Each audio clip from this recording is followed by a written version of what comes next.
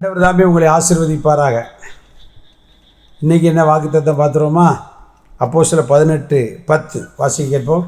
நான் உன்னுடனே கூட இருக்கிறேன், உனக்கு தீங்கு செய்யும்படி ஒருவன் உன்மேல் கைப்படுவதில்லை, இந்த பட்டணத்தில் எனக்கு அநேக ஜனங்கள் உண்டு. அப்போ ஆண்டவர் என்ன கொடுக்குறா? தீங்கு செய்ய நான் ஒருத்தனுக்கு இடம் கொடுக்க மாட்டேன்.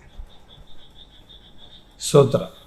அதுதான் நமக்கு தெரியும். மனுஷன் சில பேர் பார்த்து இதே வேலையை தான் ஏற்கனவே உங்களுக்கு சொல்லியிருக்கிறேன். யாருக்கு தீங்கு? பிசாசாதி யாருக்கு தீங்கு செய்யலாம்? அதாவது தீங்கு செய்கிறவன் நமக்கு தெரியாமல் போய் பின்னால் ஓடி பரவாசல் வழியாக போய் சொல்லிட்டு கிடப்பான். ஆனால் ஆண்டவரை பார்த்துக்கிட்டே இருக்கார் இல்லையா? அவனை விடுவார்னு நினைக்கிறீங்க? வச்சு செய்வார். நான் பொதுவாக சும்மா ஜாலியாக பேசுவேன். நம்ம ஆண்டவர் சில நேரம் குசுமுகார ஆண்டவர், நம்ம கூட மறந்துடலாம், வச்சுக்கிட்டே இருப்பார், கரெக்டாக கொடுப்பார். தீங்கு செய்ய நினச்சா அவனை விடவே மாட்டார். யோசிப்புடைய வாழ்க்கையில் பாருங்க, குணப்படாத 10 பேரும் கூட பிறந்தவன் தான். 10 பேர் சேர்ந்து ஒருத்தனுக்கு தீமை செய்யணும்னு நினைக்க பாருங்க. எவ்வளவு தந்திரம் பாருங்க. வந்துட்டாயா, சொப்பனக்காரன் வந்துட்டான், பிடிச்சிருவோம், போட்டு கொன்றுவோம், என்னெல்லாமோ திட்டம் போட்டான். கடைசியில் சரி அண்ணல் ஓயட்டும்னு சொல்லி என்ன செய்யிட்டாங்க? யூதா ஒரு சின்ன ஐடியா கொடுத்ததுனால என்ன செய்யிட்டாங்க? விற்று போட்டாங்க. அவன் என்ன செய்யிட்டான்? பார்வோனுடைய அரண்மனைக்கு கொண்டு போகப்பட்டான். கடைசியில் போத்தி பாட்டை போட்டாங்க. ஆனால் முடிவு எப்படி வந்துச்சு? ஆதியாகம புஸ்தகம் 50ஆம் அதிகாரம் 20ஆம் வசனத்தை பாருங்கள். அது யோசேப்பே சொல்கிறான் பாருங்க. ஆதியாகமம் 50:20. நீங்கள் எனக்கு தீமை செய்ய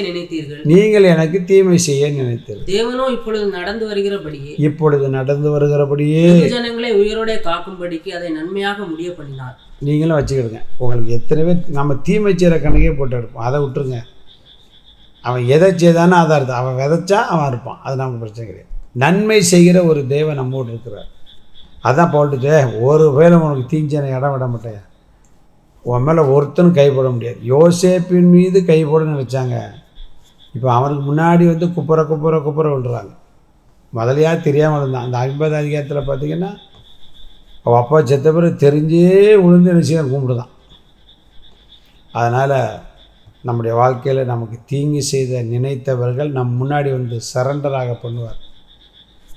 உங்களை வச்சு தான் அவங்களுக்கு விடுதலை, உங்களை வச்சு தான் அவங்களுக்கு ஆசீர்வாதம், உங்களை வச்சு தான் அவங்களுக்கு சமாதானம். இதெல்லாம் யார் படுற? நம்ம ஆண்டவர் தான். அதே மாதிரி தான் அங்கே நடந்தது.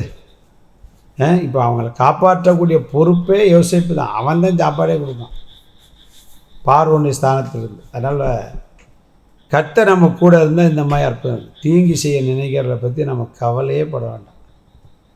அவனை பழி வாங்குதல் எனக்குரியதுன்னு ரோமரில் இருக்கு.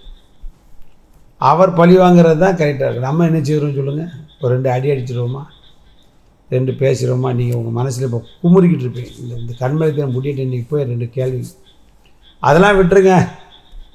அப்பாட்ட சொல்லிட்டு சத்தம் போடாமல் அமைதியாக இருங்க. அவர் வேலை பார்த்து தருணம் பார்த்து கரெக்டாக. தாவீது நாட்களில் பார்த்தீங்களா, யோவாப்பையும் விட்டுட்டான்.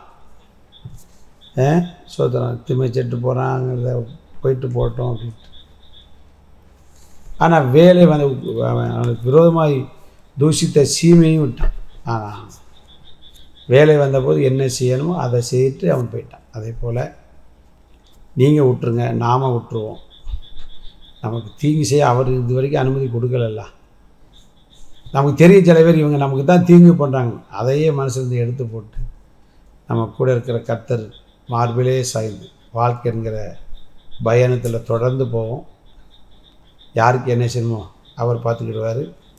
நீங்கள் பரவசமாக கர்த்தரை ஆராதிங்க. God bless you.